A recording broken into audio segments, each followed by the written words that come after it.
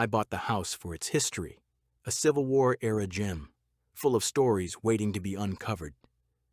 The basement was the first project. The damp walls, the uneven stone floor, it felt untouched, forgotten. It was during one of those long days of clearing debris that I found it, a trap door, hidden under years of dirt. Small iron bound with rusted hinges. My pulse quickened as I pried it open. The tunnel was narrow, the air stale. I crawled in with a flashlight, the beam cutting through the darkness, and the walls were rough, lined with stone. The dirt floor was hard-packed, the smell of earth overwhelming. After a few yards, the air grew thinner, harder to breathe. I stopped, uneasy. I did some digging back upstairs, not in the ground, but in the town archives.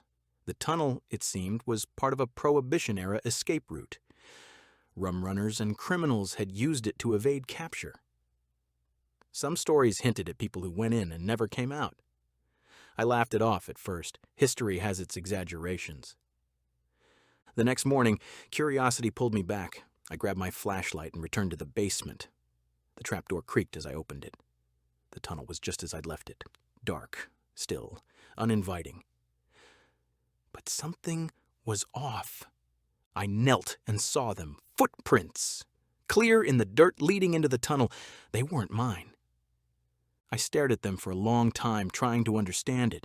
No one else had been in the house. The doors were locked, the windows sealed. And yet, here they were. Fresh prints, heading deep into the passage. My first instinct was to leave it alone. I should have, but instead I grabbed a mask for the stale air and crawled in, following the tracks. The tunnel seemed longer this time, the darkness heavier. My flashlight flickered as I crawled, and I felt the damp earth close around me. The footprints continued deeper and deeper until I reached a fork. In the center of the split was something that stopped me cold, a boot. Muddy, worn, half buried in the dirt. I backed out, my breath quickening. The tunnel felt tighter, more suffocating. By the time I reached the trapdoor, I was shaking. I slammed it shut and bolted it from the outside. That night, I couldn't sleep. Every creak, every groan of the house felt amplified. When I went to the basement the next morning, I hesitated before opening the door. The trapdoor was ajar. I haven't opened it since. I don't need to. I know someone, or something, has been there. Maybe they never left. Maybe they never could. But now I feel like I'm the one trapped.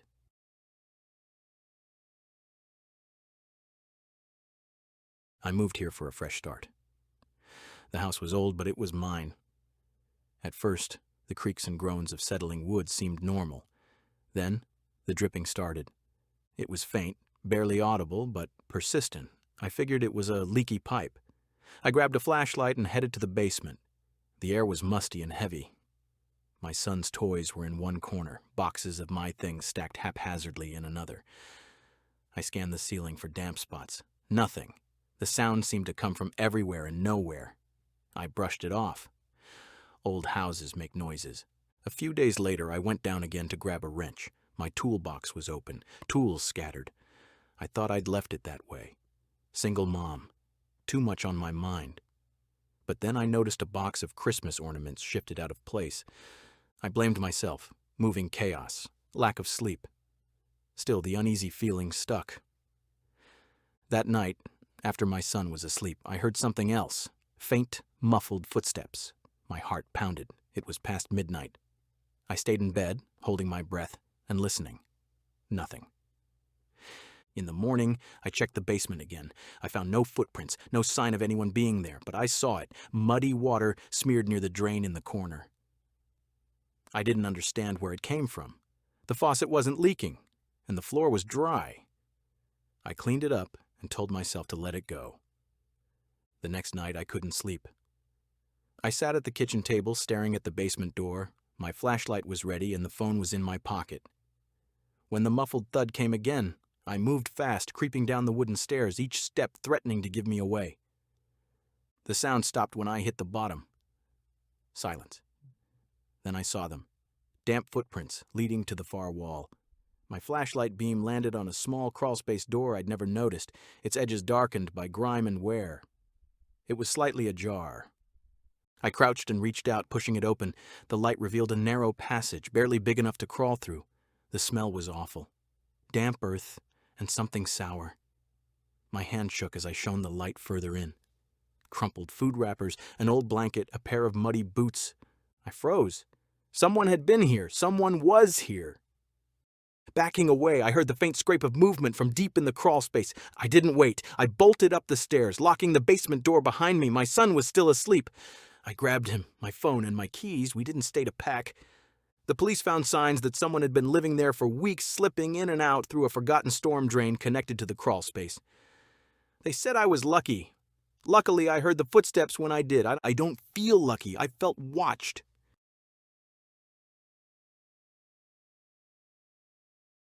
The house was perfect. A little run down, but ours. Moving day was hectic, and by evening we were exhausted.